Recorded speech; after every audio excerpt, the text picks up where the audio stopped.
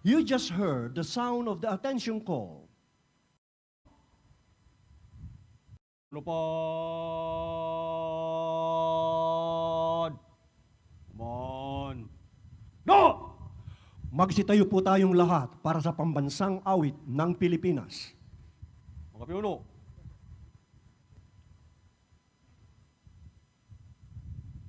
Tanghal!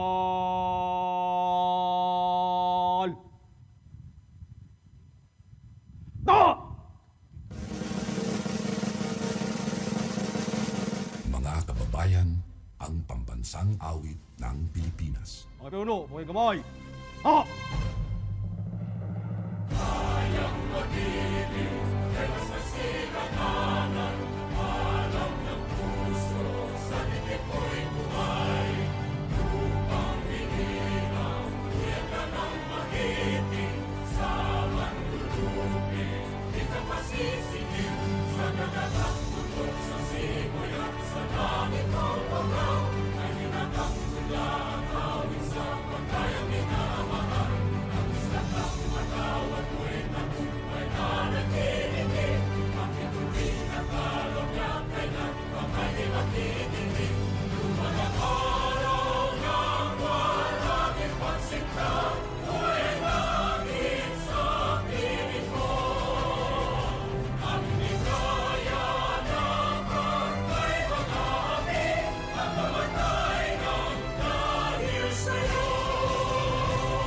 Maganda. Mga pinuno, buhay kamay! Ha! Baba kamay!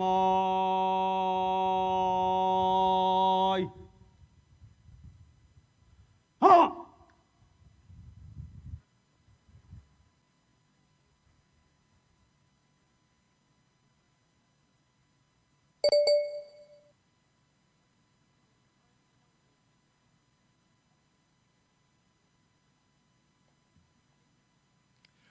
We would like to request Colonel Jaime Serino III, Deputy Director of the PMP Chaplain Service, to deliver the invocation. Let us acknowledge the presence of God and offer prayer. Almighty Father in heaven, we humbly approach the throne of your grace with thanksgiving in our hearts.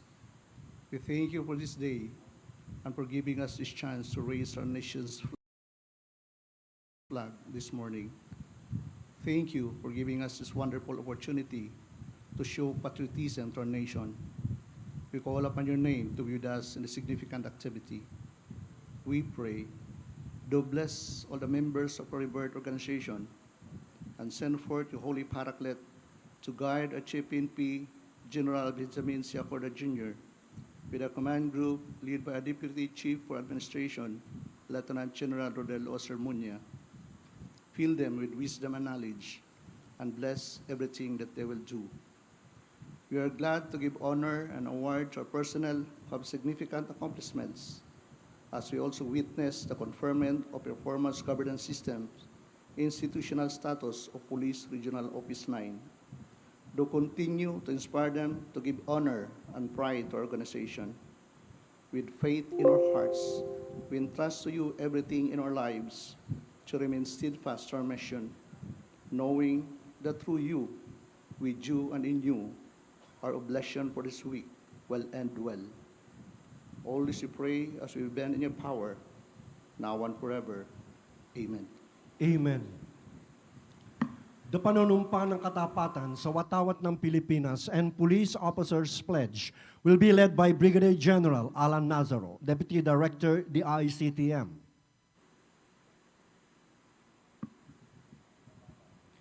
Mangyari pong itaas ang ating kanang kamay. Taas ka ng kamay!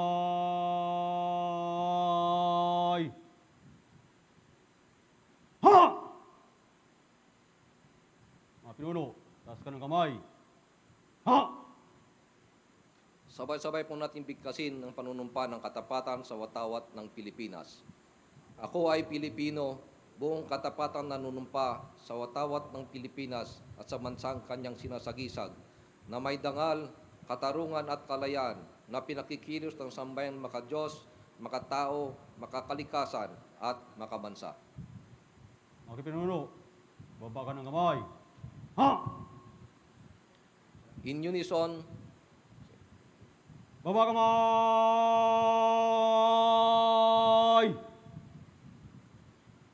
Ha! in unison, let us recite the police officer's pledge. I will love and serve God, my country and people. I will uphold the Constitution and obey legal orders of the duly constituted authorities. I will oblige myself to maintain high standard of morality and professionalism. I will respect the customs and traditions of the police service, and I will live a decent and virtuous life to serve as an example to others. Thank you, sir, and please be seated. We will now proceed to the awarding of PNP personnel with significant accomplishments. We would like to request the awardees to rise and move forward for the presentation of awards. And to present the awards is Lieutenant General Rodel Ceremonia, the Deputy Chief PNP for Administration, and he will be assisted by the PNP Command Group, IGES, and TDPRM. And may also request Brigadier General Noel Baraceros, Chairman NAG-PTD, to join.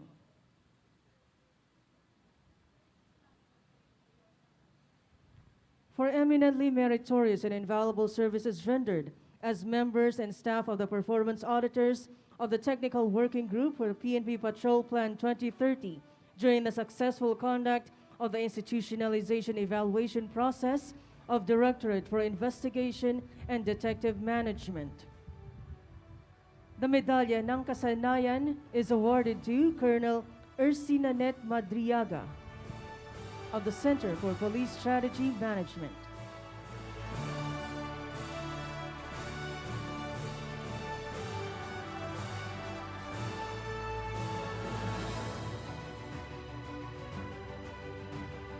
Thank you very much. Same award is presented to Lieutenant Colonel Frederick Bahala of Internal Affairs Service.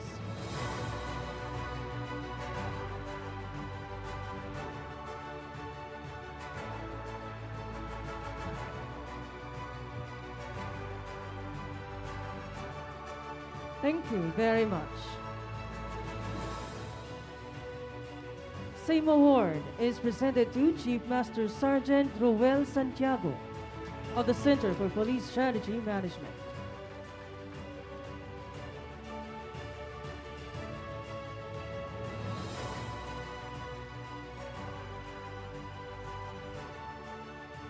Thank you very much.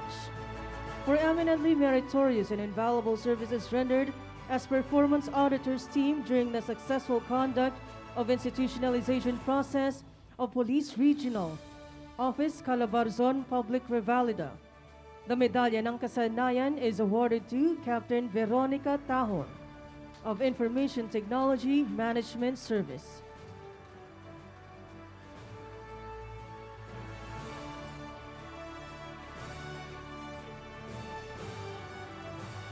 Thank you very much. Same award is presented to Master Sergeant Willie Acuyong of the Center for Police Strategy Management.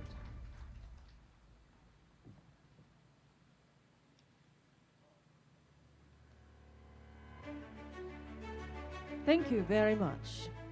For eminently meritorious and invaluable services rendered as one of the facilitators during the successful conduct of the cascading of updated PNP Charter Statement, Roadmap, and Scorecard for the Visayas and Mindanao clusters. The Medalya ng Kasanayan is awarded to Lieutenant Colonel Lailani Maure of the Center for Police Strategy Management.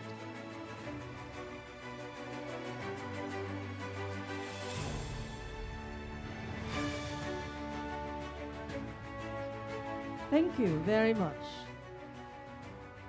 Same award is presented to Staff Sergeant Emmanuel Batingan.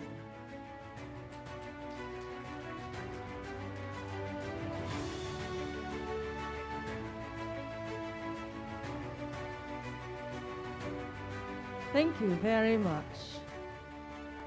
for eminently meritorious and invaluable services rendered as members of the team that managed the successful conduct of the 8th National Advisory Group Summit. The Medalya ng Kasanayan is presented to Executive Master Sergeant Fermin Mopal of the Center for Police Strategy Management.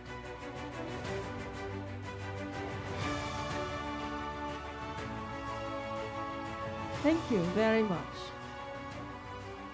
Same award is presented to Chief Master Sergeant Romel Legemna of CPSM.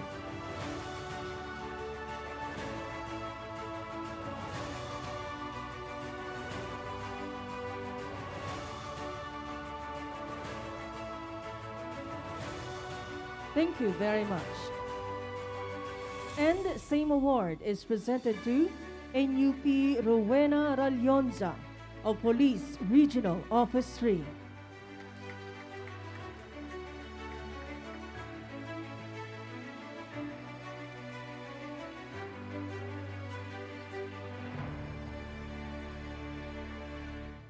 Thank you very much. Again, congratulations, and let's give another round of applause to the awardees. And to our presenters, sirs, kindly be seated. Thank you, sir. Ladies and gentlemen, today, the Chief PNP, represented here today by Lieutenant General Rodel Sermonia, the Deputy Chief PNP for Administration, will confer the institutionalized status to Police Regional Office 9 for satisfying the mandatory requirements for the fourth and the final stage of the performance governance system. The Police Regional Office 9 successfully passed the institutionalization evaluation process. And we would like to request the Regional Director of PRO 9, Brigadier General Lin Alinsangan, Colonel Lawrence Cahipe, Deputy Regional Director for Operations, Colonel Romeo Espero Jr., Chief of Regional Staff, and the Chairperson of RAG PTD, Engineer Jadrick Johnson Yap, to rise for the presentation of awards. And to administer the conferment of the institutionalized status is Lieutenant General Rodel Sermonia, the Deputy Chief PNP for Administration, and he will be assisted by the PNP Command Group, IGES, Brigadier General Noel Baraceros, Chairman NAG PTD, and Brigadier General Victor Arevalo, Director, CPSM.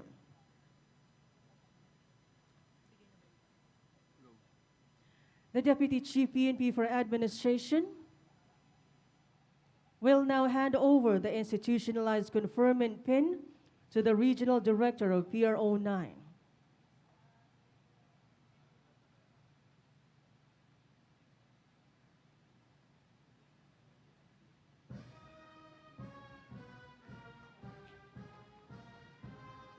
And now with the attached PNP Patrol Plan 2030 institutionalized conferment pin to the PRO 9 Patroller's Plaque.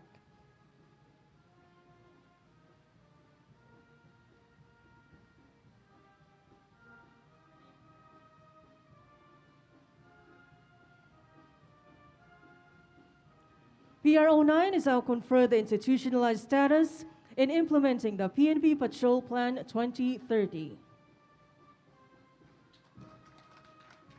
Police Regional Office 9 will also receive a certificate.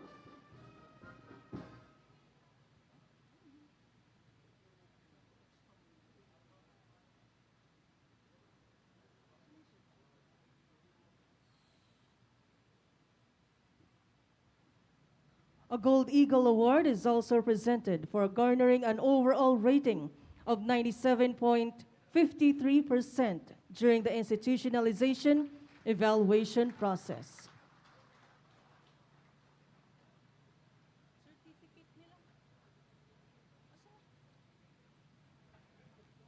And also for their unwavering and invaluable support to the Philippine National Police as institutional partners in the realization of the PNP vision for a highly capable, effective, and credible police service. Plaque of appreciation is presented to the Regional Advisory Group for Police Transformation and Development, Police Regional Office 9.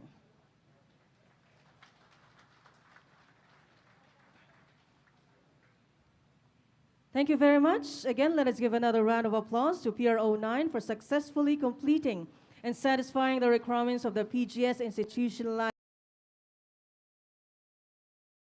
stage towards the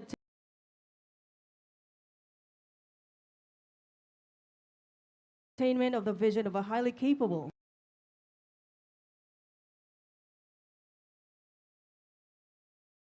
effective, and credible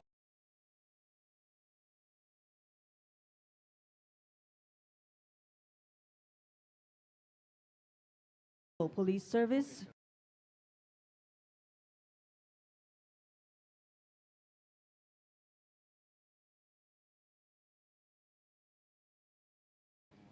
Congratulations.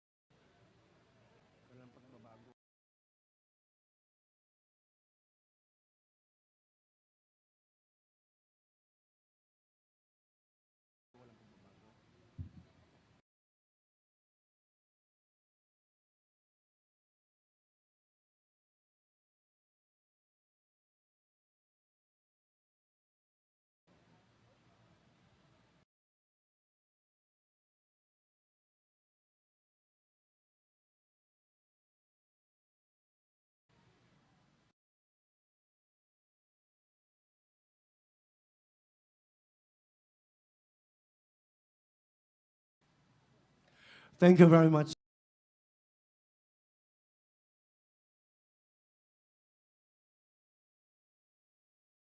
sir. And now, let us hear the acceptance message from Brigadier General Neil Alinsangan, Regional Director, Police Regional Office 9.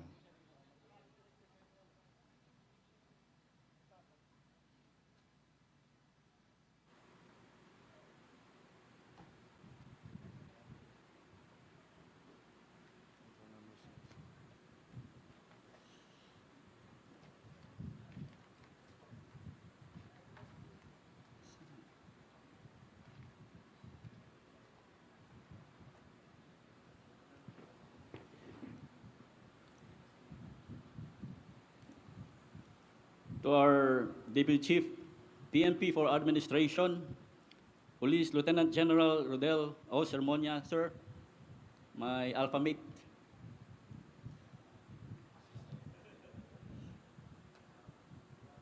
To retired Police Brigadier General Noel A. Baraceros, the NAG PTD Chairperson. And to the other members of the NAG PTDD,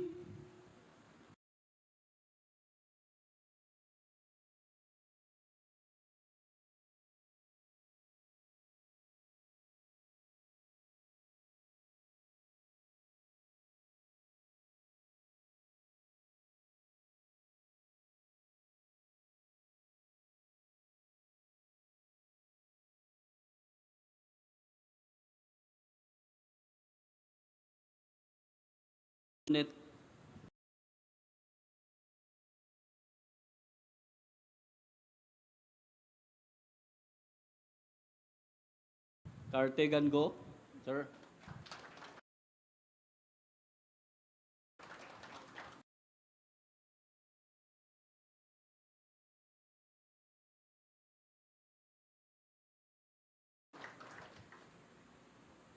To our acting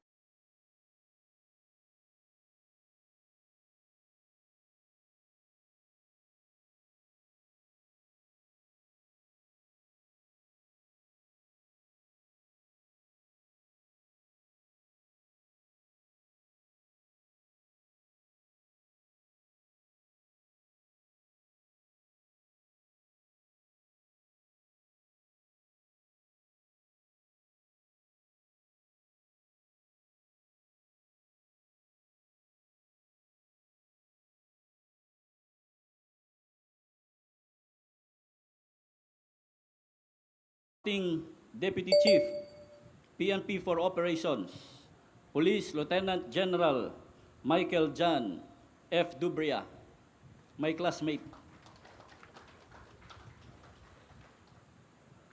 To the officer in charge of the Office of the Chief of Directorial Staff, Police Major General Emmanuel B. Peralta, my classmate.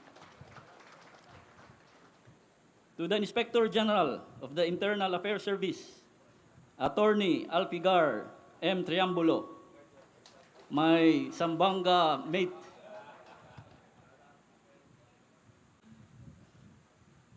Engineer Jadrick Johnson A. Yap, my good friend, together with the highly esteemed members of the RAG PDD who are present virtually.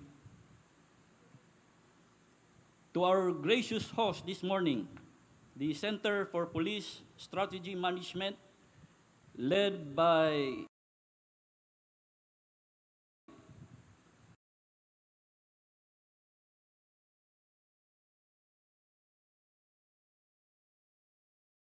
Police Brigadier General Victor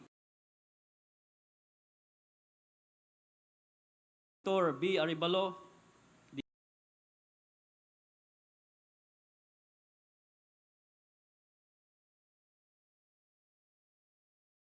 the Director of CPSM and his command group,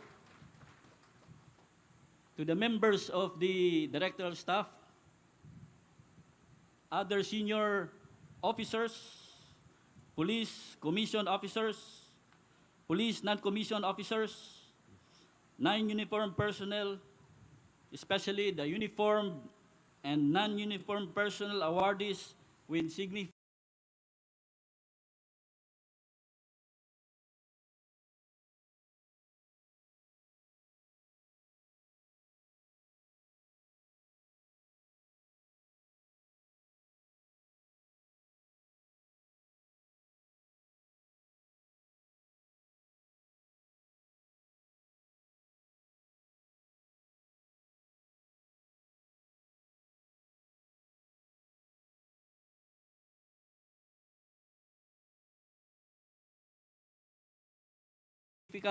accomplishments,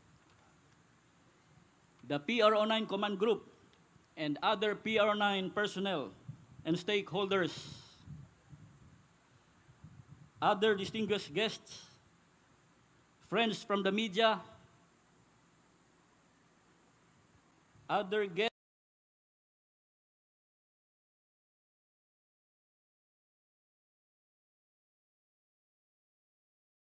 joining virtually via Facebook Live, gentlemen and ladies, buenos dias, assalamualaikum, magandang araw, a pleasant morning to everyone. I am extremely honored and humbled to receive this prestigious award and earnestly grateful for recognizing the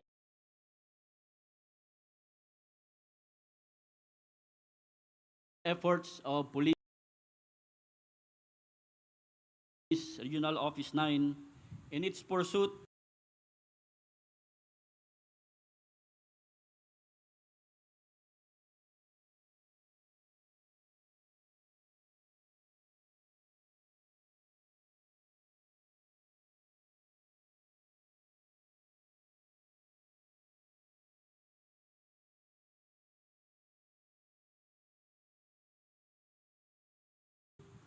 for a genuine transformation through the adoption of the performance governance system.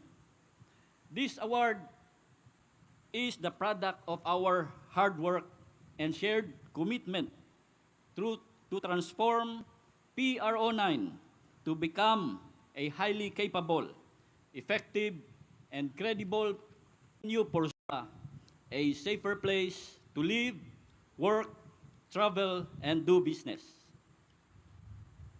The gains achieved by PRO9 in implementing the PGS and the PNP Patrol Plan 2030 from the regional down to the station and individual level are quite remarkable, as it resulted in the breakthroughs vision to be a highly capable, effective, and credible police service. In the past years, the Zamboanga Peninsula had captured the headlines of newspapers, radios, and televisions as major incidents beset the region. The heaviest experience of damage to both lives and properties was the 2013 Zamboanga siege. However, the siege was also an episode that showed the strength and determination of the police to help maintain order and keep the peace. With all these challenges, the Pro-9 has adopted a framework known as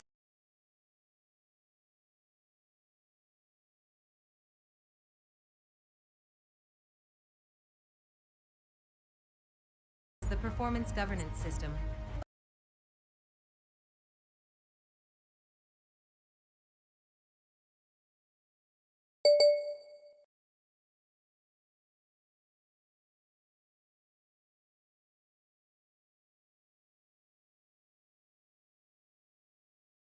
Over the years since the Pro-9 was conferred with initiation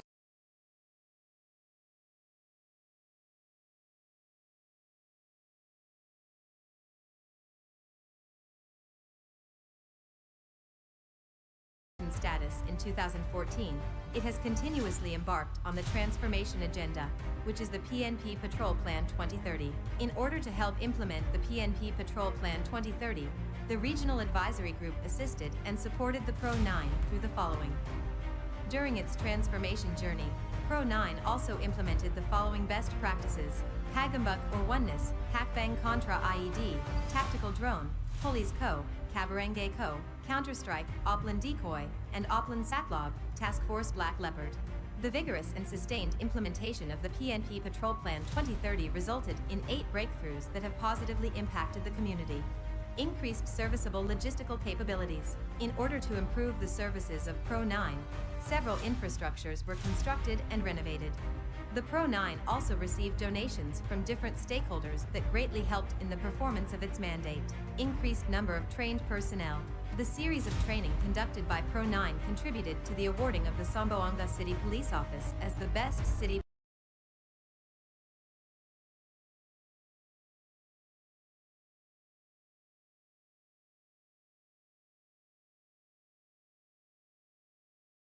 Police Office and the Regional Mobile Force Battalion 9 as the best regional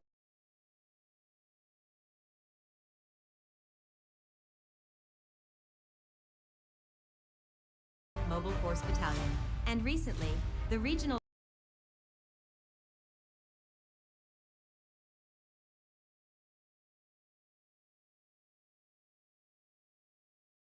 Director of Pro-9 and his unit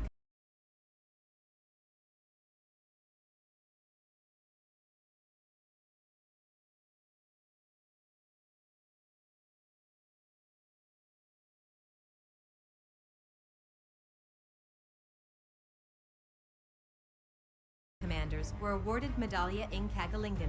Increased in crime solution efficiency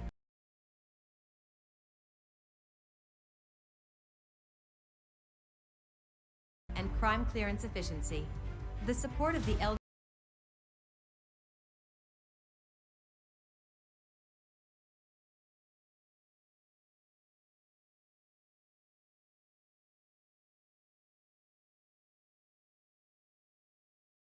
use through the establishment of the 24/7 security and surveillance coordinating office in Zamboanga City and the emergency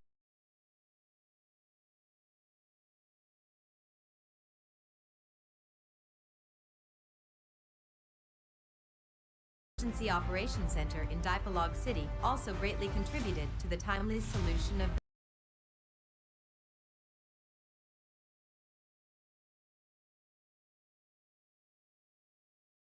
the case.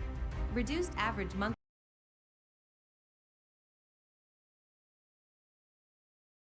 index crime rate. The aggressive implementation of various initiatives contributed to the decrease of crimes such as the arrest of wanted persons, accounting of loose firearms, and the successful conduct of anti-illegal drugs and anti-smuggling operations. Reduced street crimes. Pro-9 is committed to reducing street crimes.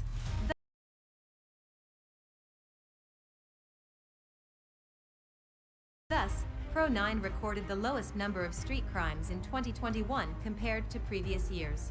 Reduced major incidents perpetrated by threat groups. This breakthrough gained strong support from the LGUs and community with the 100% declaration of the CTGs as persona non grata and the clearing of CTG guerrilla fronts. On the part of the local terrorist group, all identified ASG less influenced barangays are now declared as cleared. Meanwhile, no more private armed groups were monitored in the Zamboanga Peninsula.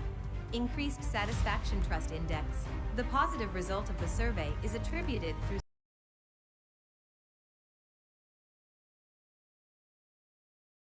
sustained police community engagement, PNP good deeds, and sustained interfaith relationships.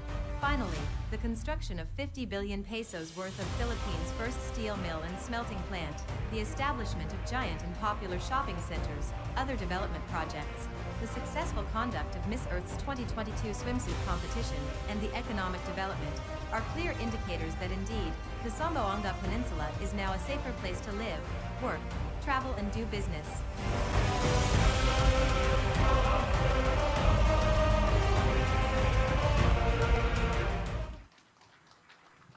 Thank you very much. To continue, the initiation, compliance, and proficiency stages until the institutionalization stage. Being conferred as institutionalized is not the end of PRO9's journey, PRO9's transformation journey.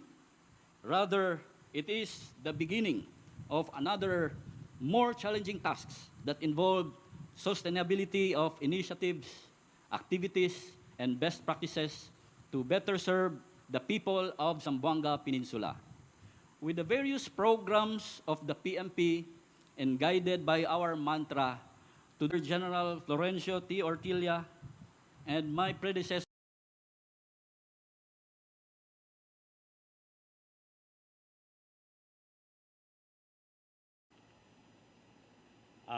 Troop Commander, please bring your men to Tikas Pahinga.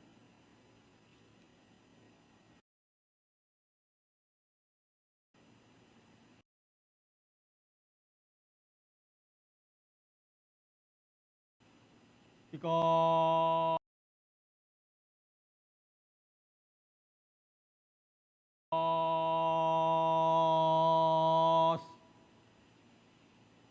Bingo! Because Today, I am honored once again to lead this ceremony in behalf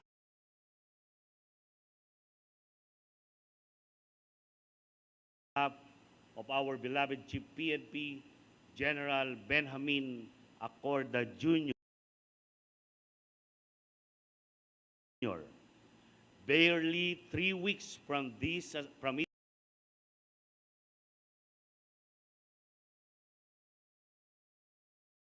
assumption as our Chief PNP, we are slowly but surely steering back the organization to right direction. We're promoting the welfare and morale of our personnel becomes the leadership priority. Thus, I appeal to those who have been in the waiting for too long to be a little more patient. Trust us. Your promotion and welfare is our top concerns. Sabi nga ni Chief PNP Acorda, gusto ko everybody's happy. The promotions of and right positioning of our deserving commanders to their new assignments are the manifestation of our collective aspirations to break the deadlock caused by so many past courtesy resignations as so required by our beloved Secretary of the Interior and Local Government, Attorney Benjamin Abalos Jr. We thank the beloved Secretary for his continuing support and empathy to the Philippine National Police and his commitment to uphold members of the command group. We promise to take care of the things that affect the morale and welfare of our personnel in the same degree that we promise to deliver our mandate on peace and order Filipino people. Thus, on behalf of the Officer Corps of the Philippine National Police, your new command group stands here to become your common voice, to speak out your sentiments and appeal to our SILG to hear our requests to resolve this issue on the result of their deliberation so that we can proceed with the promotions and assignments of officers of different positions without worrying too much about putting the person who will eventually be found unfit and undeserving for the job by the Committee of Five. We are with you in our common belief that our journey towards the path of genuinely upholding the integrity of the organization begins with letting it publicly known that one who we put in charge of the welfare of our personnel and the safety of the public are officers of accountability, honesty, and those who have established good rapport to the people. On the other hand, as we mark another milestone in our march towards genuine reforms and transformation for having Police Office Region 9 conferred with performance governance institutionalized status. This is in recognition of their efforts and initiatives to implement our long-term transformation strategy, the Patrol Plan 2030, Peace and Order Agenda for Transformation and Upholding the Rule of Law. The institutionalization of evaluation process, which is a crucial pathway of our PGS journey, aims to assess the overall performance of all PNP offices and units across the country based on the accomplishments of targets and the implementation of strategic initiatives resulting in the attainment of breakthrough results. PRO9, under the sterling leadership of Brigadier General Neil Alinsangan, has accomplished numerous breakthroughs in its scorecard, among which are the reduced incidence of crime, exceptional crime clearance, and crime solution efficiency, increased public trust, safety, and satisfaction as shown in the Regional Safety Index, continuous conduct of moral and welfare activities that are clearly manifested in their discipline, financial, and logistical indices, and strengthened partnership with the community through the local government unit. Such breakthroughs are worthy of recognition. All these were also done through the generous and compassionate hearts of PRO9 Advisory Group, of course chaired by Engineer Jadrick Jan Yap. Maraming salamat po, sir. Let us also not forget the efforts and hard work of the previous regional directors and personnel of PRO9. The PNP unit certification and performance governance reporting is a validation not only of the implementation of your unit scorecard, but also strengthening the knowledge and understanding of all your personnel involved in the implementation, monitoring, and evaluation of initiatives under Patrol Plan 2030.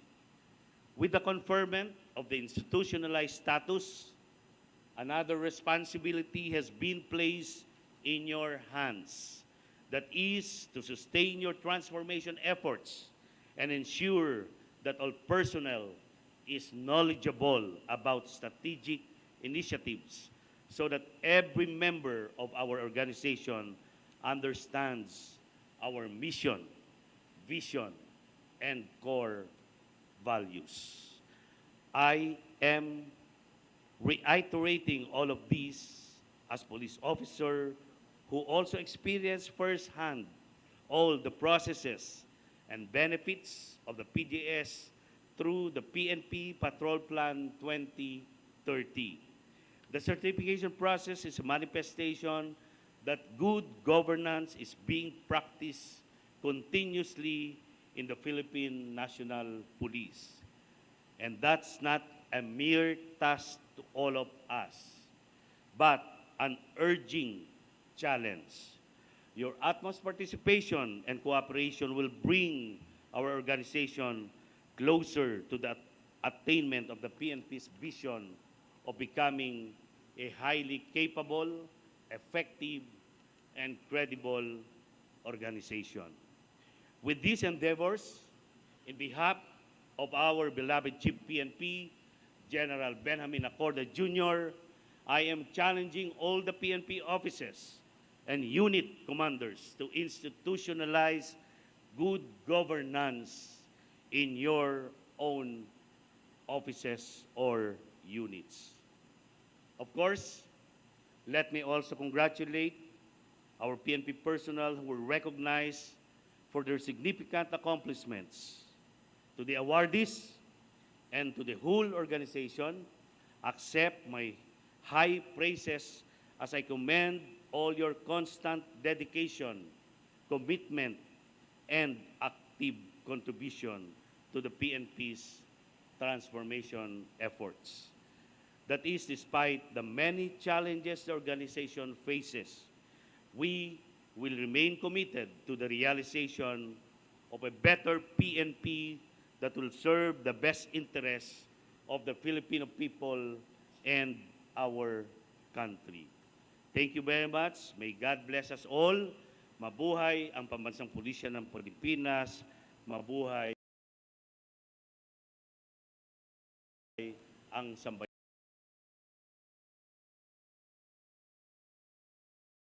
ng Pilipino.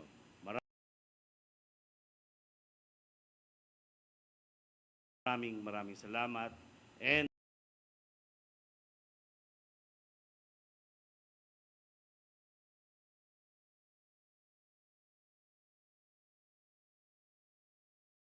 a blessed Monday to everyone.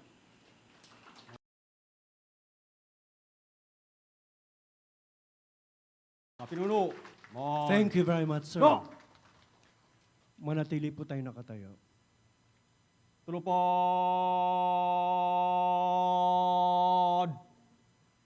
Mon. No! At ngayon po ay ating awitin ang PNP Lingkod ng Bayan.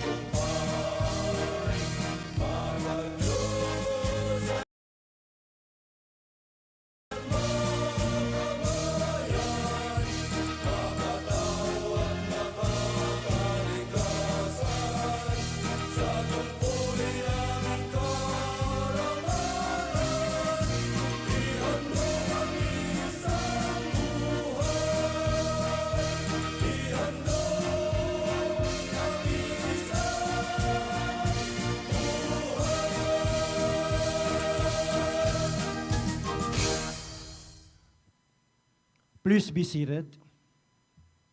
And we would like to request the awardees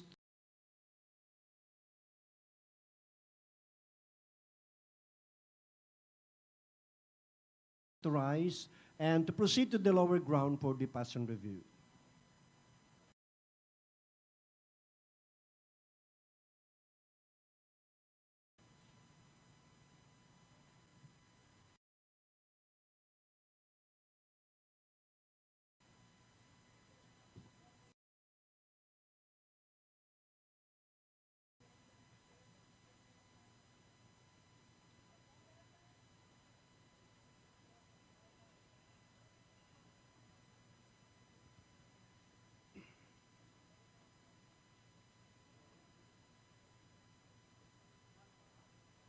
And may we request Brigadier General Alan M. Nazaro to proceed in front to acknowledge the troops during the pass and review.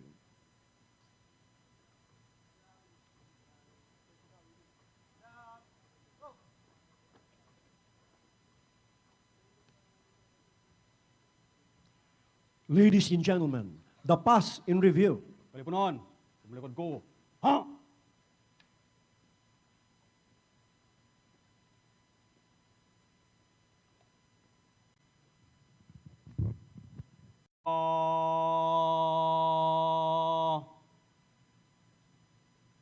Masin!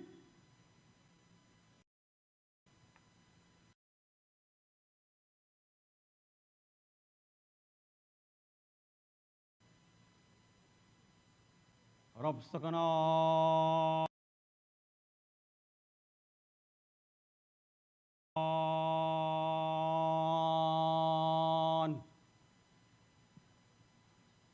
Harap!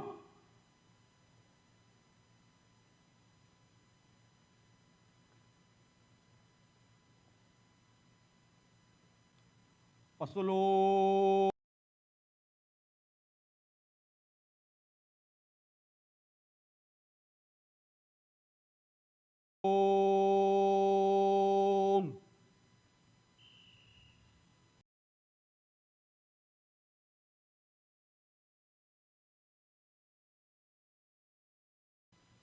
Good!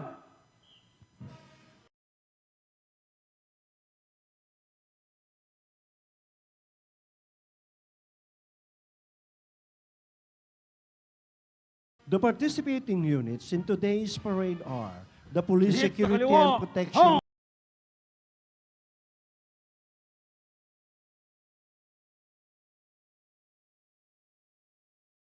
Group, Headquarters Support Service,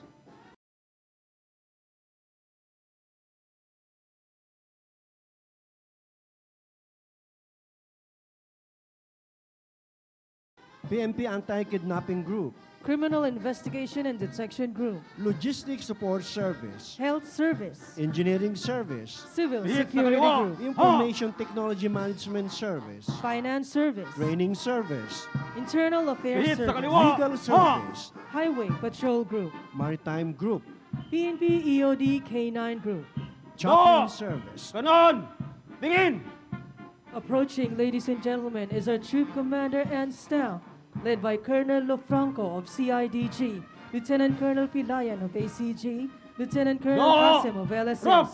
Lieutenant Colonel Duran of DL, and Lieutenant Colonel Bolido of DIDM Hit WCPC. sa kanan. Our Ha! PNP band, led by Lieutenant Montano Manyavo of the Headquarters Support Service. Go! Captain Maganis of VOD K9 Group. First Platoon Leader, Lieutenant Villanueva of PSPG.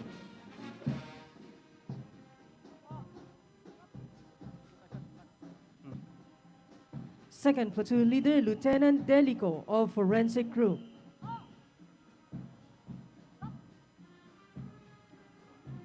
Ladies and gentlemen, please all rise for the colors.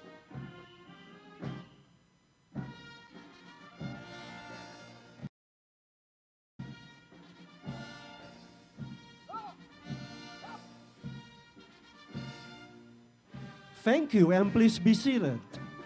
Bravo, Company Commander and Hello, staff, mga led by kamay. Major Olpindo of Ah! Health Service, Major Padngaran Jr. Jr. of AKG,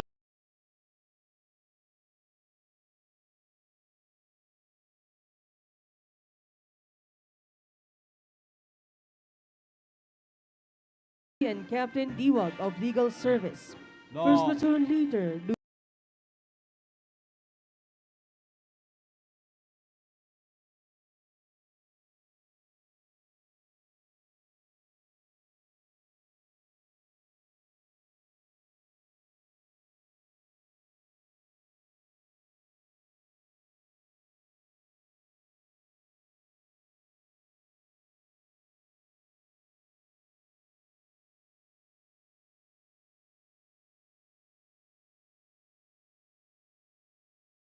Lieutenant Cabral of PNP DEC.